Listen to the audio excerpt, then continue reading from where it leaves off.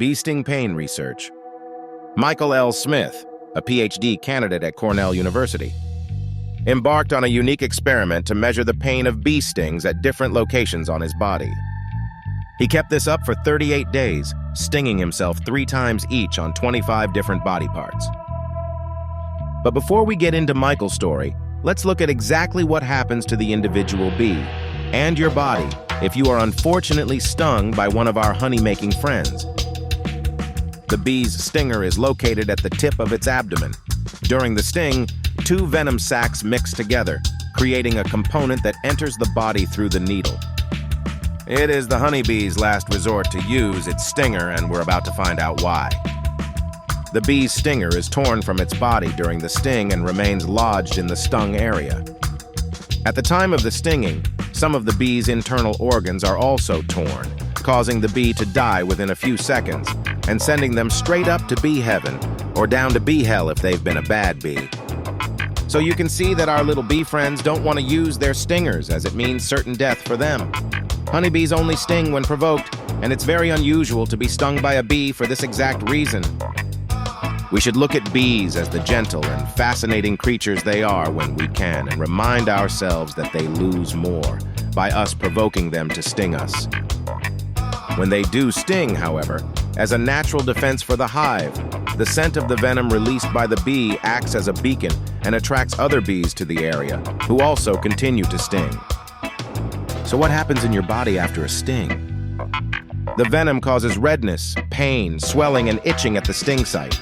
In allergic individuals, severe reactions such as shortness of breath, headaches, low blood pressure, and loss of consciousness may occur. If the reaction to the sting isn't severe, washing the wound with soap and water, gently removing the stinger, and applying a cold compress to the area is normally sufficient. However, in the rare cases of a severe allergic reaction resulting in loss of consciousness, emergency resuscitation needs to be performed. People known to be allergic to bee stings, including those working in the vicinity of bees, should carry an epinephrine autoinjector or EpiPen for personal use. The injection contains adrenaline, which causes blood vessel contraction, raises blood pressure, and relaxes respiratory muscles. This allows time for the individual to arrive at the hospital for proper treatment. The injection is life-saving and must be performed immediately, as the situation can deteriorate, leading to suffocation and death. Health professionals recommend that if you have been stung by an insect, try to remove the sting if it's still in the skin, as it will continue to pump venom into your body, even if the insect is dead. Now let's get back to our experiment and see what happened and why Michael L. Smith decided to subject himself to so many painful bee stings. It all started, and the experiment was inspired by a personal encounter. When a bee flew up his shorts and, unfortunately, after becoming stuck, stung him in a very sensitive area. Despite the location, he found the pain surprisingly tolerable, which urged him to investigate further. Smith decided to use himself as the study's sole subject, mindful of the difficulties of recruiting others for such a painful experiment.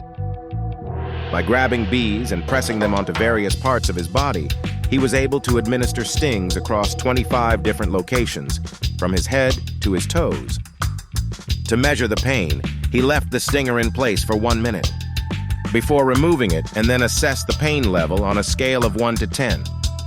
Recognizing that pain is inherently subjective, he used a numerical scale, as psychological studies suggest it provides a reasonable method for quantifying pain intensity. Smith used a sting to his forearm as the standard for pain, which he rated as 5. Each day, he would compare the pain levels of bee stings to other parts of his body against the standard forearm sting. To ensure reliability, he stung each location 3 times, averaging the scores. Throughout the experiment, he found little variation in pain levels from stings at different body parts. As a result, he created a pain map detailing the pain ratings across the various sting locations. His detailed research and observations were then published in the form of this map. For 38 consecutive days, Smith administered bee stings to himself, reaching a total of 25 different parts of his body. He noted in his research that some locations required particular postures and the use of a mirror to ensure accurate sting placement. Analysis of the data revealed that the side of the body stung did not influence the pain level.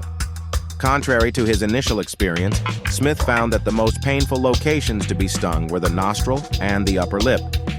The unmentionables, although sensitive, only ranked third in terms of pain felt. The least painful locations for bee stings were found to be the skull, the tip of the middle toe, and the upper arm. This was perhaps surprising given the common assumptions about areas of the body that are more sensitive to pain. Smith used honeybees for the study, which are considered an ideal insect for measuring sting pain. In a separate study by entomologist Justin O. Schmidt, honeybees were used as a basic comparison to develop the Schmidt Sting Pain Index. This measures the pain intensity of 78 different insect stings. Stings are rated from 0 to 4 on the Schmidt Sting Pain Index. A 0 represents a sting that cannot break skin, while a 4 represents an intensely painful sting. The bullet ant sting, rated at 4, is known to trigger hallucinations and is used in an Amazonian ritual marking the transition from boyhood to manhood. In comparison, honeybees rate a more manageable 2 on the scale, making them a suitable choice for Smith's study. Smith's research was published on April 3, 2014, in the online academic journal Peer, providing valuable insights into the varying degrees of pain caused by bee stings on different parts of the human body.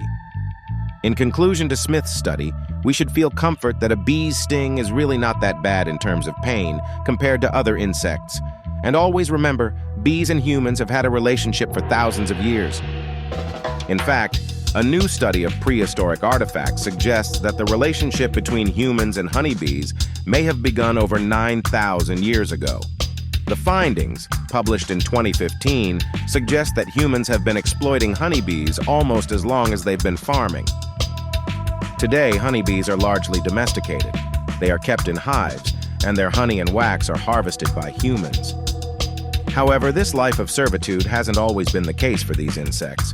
Recent DNA analysis suggests the honeybee originated in Asia as cavity-nesting bees. To determine when humans first began employing honeybees, scientists examined prehistoric shards of pottery.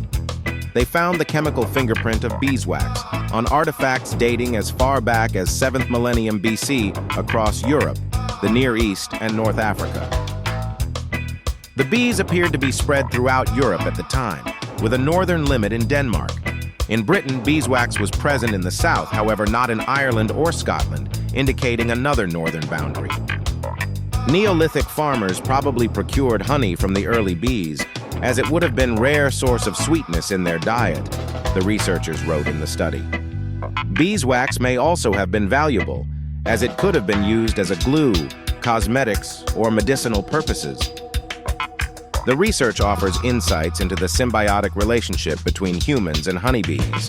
It also glimpses into the global history of honeybee distribution, providing hints into how the insect has reacted, and could in future react, to changes in temperature and climate.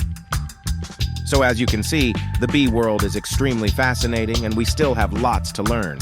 If you enjoyed this video, feel free to drop us a like and subscribe for more facts, trivia, and interesting studies at Fact Fun Trivia. We hope you have a beautiful day ahead. See you next time.